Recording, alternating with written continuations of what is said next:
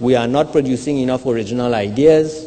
We are not producing enough process innovations, far less for product innovations that will allow us to say that we are truly an innovation-driven economy. And that signals a very significant vulnerability as we march on the road to development. So what's happened is we've started this process and we've ended up in what I would call somewhat uncharitably no man's land. And no man's land is a dangerous place to be because it's kind of like a tennis ball that you throw up in the air. Either it's going up or it's going down. And if we do not find a way to fix the basic challenges that we have and some of these efficiency enhancer issues, we are not going to get to and stay here. If you look at the list of countries that the school has made available to you this morning, what you will find is out of 139 countries studied, no more than 20 to 28 would, in our minds, have a sustainable claim to being a developed country. And those countries all have one thing in common. They produce companies, they produce innovations that allow them to stay here. And that's important because we are not doing that anywhere near the rate or the level that we need to in order to make that leap or that transition. And there are several aspects of that. I mean, that's something that can detain us all day, but I think it's just something for us to pay attention to. It is not just a linear pattern. I think you can very possibly get stuck in the middle, and the middle is a very dangerous place to be. I think that just to remind those present, I know we have a number of people from government and so on here, and ministries and so on. When we talk about competitiveness, we're talking about the competitiveness of business and industry in a country, because one of the fundamental assumptions of this research is that states do not compete. Firms do. Firms within countries compete. Firms within countries fight economic wars. And what states do is prepare the battlefield. And so what the state has to do when you're thinking about competitiveness really is prepare the context for these engagements to occur. There are 12 pillars of competitiveness. 10 are the responsibility of the state.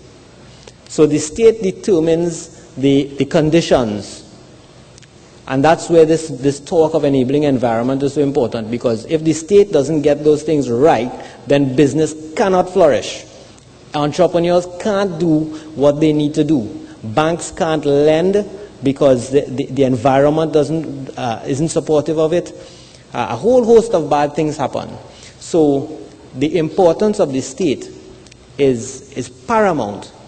But all the state can do is lay the foundation, get the groundwork right, and then you have to leave it to the entrepreneurial instinct in the society, or permit entrepreneurs to work with the state to seed big industries to get things, get new and exciting, innovative industries moving forward. And there is some history of that in Trinidad and Tobago. A lot of our public policy in Canada, and I suspect it's true in the U.S. and any other, in fact it's true in any other advanced economy we've looked at, and it's something that I think Trinidad and Tobago ought to be thinking about as it tries to develop its way up the innovation path.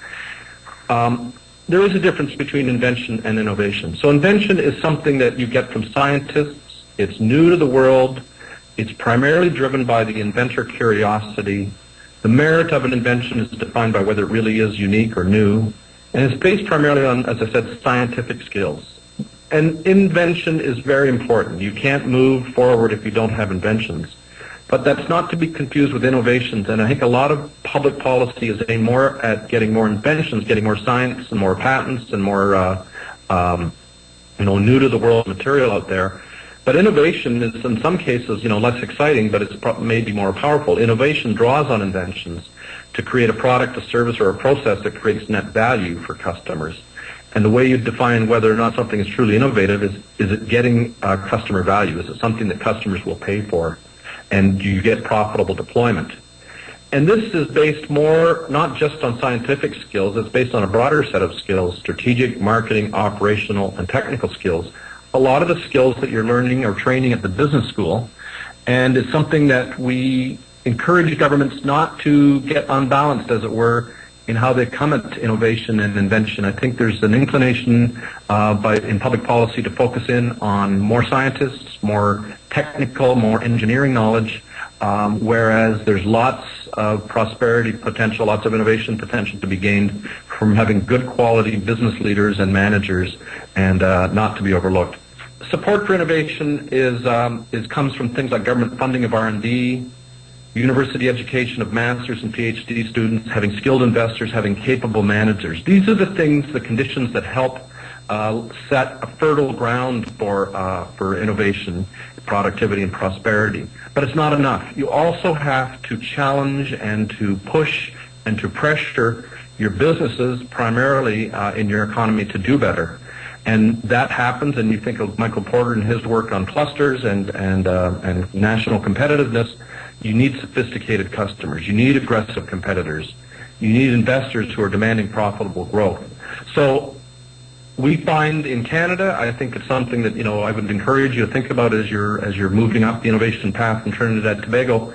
Don't just work on the support side. Don't just work on having great R&D and great scientists and great education. Those are necessary conditions, but they're not sufficient. You also want to have a very competitive marketplace. You want to make sure that you're not protecting your incumbents, that you're allowing foreigners to come in and compete with your domestic companies. And even in Canada, we find that that's still a challenge for us.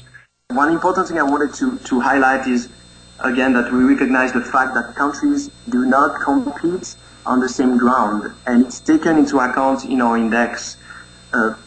Sub-Saharan African countries do not compete with United States because of this level of development, the priorities and the sources of their competitiveness and the productivity lies in improving the basic factors, namely institution, infrastructure, macroeconomic environment, health, and primary education.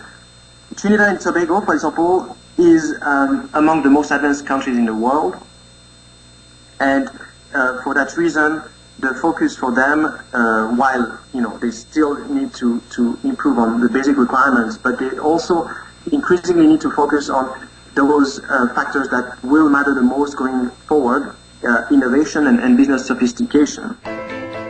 Thank you for joining our Ideas Forum. Feel free to visit our online discussion on the Global Competitiveness Index at www.lockjackgsb.org/forum or call the Arthur Lockjack Graduate School of Business at the numbers on your screen.